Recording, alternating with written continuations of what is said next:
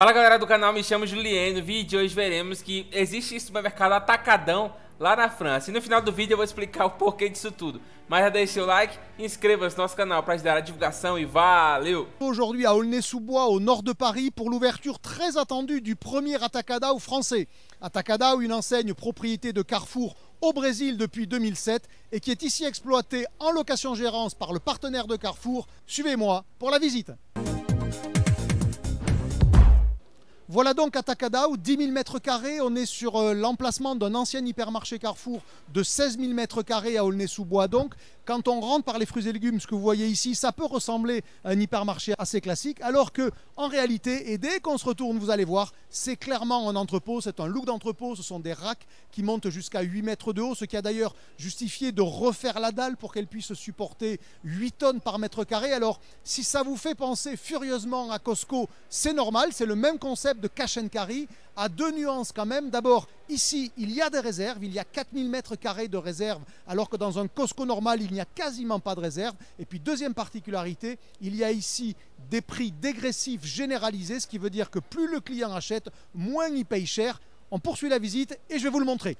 Des facings très généreux, et vous le voyez notamment par exemple ici sur les marques de distributeurs qui pèsent 25% de l'offre, mais ça permet aussi d'avoir une très grande partie de l'assortiment qui est présenté sur palette au sol. Les palettes au sol, elles ont une vertu, c'est qu'elles permettent de diminuer les frais de personnel. Ici, j'estime que les frais de personnel sont 4% en dessous de ceux qui sont dans un hyper Carrefour. Quand vous levez les yeux, vous allez voir, ça c'est une singularité évidemment, vous avez du stockage en hauteur, une partie du stock est dans la réserve, je vous l'ai dit, mais aussi sur la surface de vente. Et puis enfin, venez voir, vous allez voir ici, on a des produits en très gros conditionnement, par exemple des pâtes en 5 kg, il y a de la semoule en 5 kg, on a aussi la même situation à la boucherie avec beaucoup de très gros conditionnement, des porcelets entiers par exemple. Pourquoi? Parce que Atacadão vise aussi une clientèle de professionnels.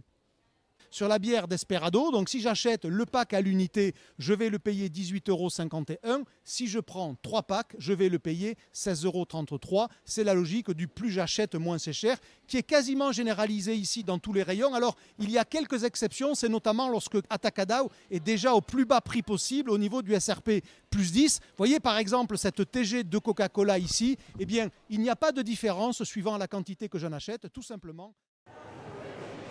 Quand j'ai vu tout ça, j'ai dit on est où là? Eh bien, on est chez Atacadão à Aulnay-sous-Bois. Succès au Brésil, cette enseigne détenue par Carrefour vient d'ouvrir son premier magasin en France. Adepte des gros conditionnements, elle espère attirer des clients, particuliers mais aussi professionnels, avec des prix bas. Exemple, le kilo de sucre coûte 1,19 € mais passe à 1,09 € si vous en prenez 10 ou plus. J'ai acheté 10 bouteilles de litres d'huile. Bon, je voudrais acheter plus, mais on va attendre. Si le prix ne change pas, on va attendre.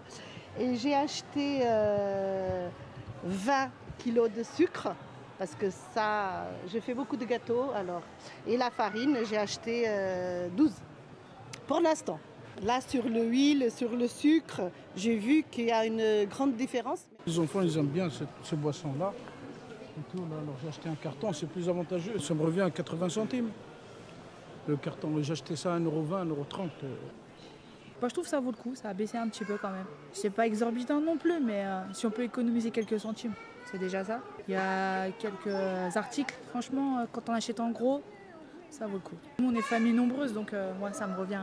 J'ai des affaires à faire, mais il faut acheter beaucoup de trucs par lot pour avoir des prix un peu meilleurs.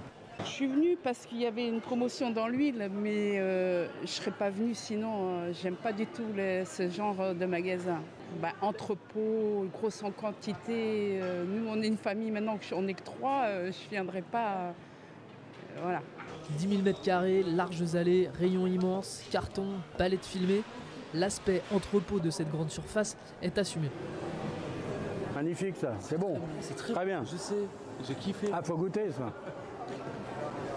Faut goûter, c'est génial. On essaie d'acheter plus de volume pour à chaque fois avoir les meilleurs prix. L'assortiment pour les particuliers et pour les professionnels fait qu'on arrive à densifier les volumes. On a des espaces de stockage. Pourquoi? Parce qu'on préfère acheter directement de l'industriel au magasin sans passer par un entrepôt. Et donc en fait on économise du transport qu'on remet dans le prix. L'implantation de ce magasin, un temps envisagé à Sevran, a aussi suscité des critiques, notamment parce qu'il emploie moins de personnes que l'hypermarché Carrefour qu'il a rempli. Então, eu fiquei um pouco na dúvida sobre como é que funcionava tudo isso, então eu fui dar uma pesquisada mais a fundo. O Atacadão é uma rede de supermercado brasileira que há uns anos atrás ela foi comprada pelo Carrefour, que é uma rede francesa de supermercados. E mesmo o Carrefour sendo uma rede francesa de supermercados, um dos seus principais sócios, e os seus principais sócios, eles são brasileiros. Tanto que o Abílio Diniz, ele era o segundo maior sócio de toda a rede Carrefour, contando com a francesa. E eles gostaram tanto do método utilizado pelo Atacadão em si, essa forma diferente de fazer supermercado, que foi adotada aqui no Brasil e por muitos outros supermercados, que eles conseguiram e quiseram replicar também lá na França. Então é uma mistura francesa com o Brasil, com sócios brasileiros e sócios franceses e sócios mundiais.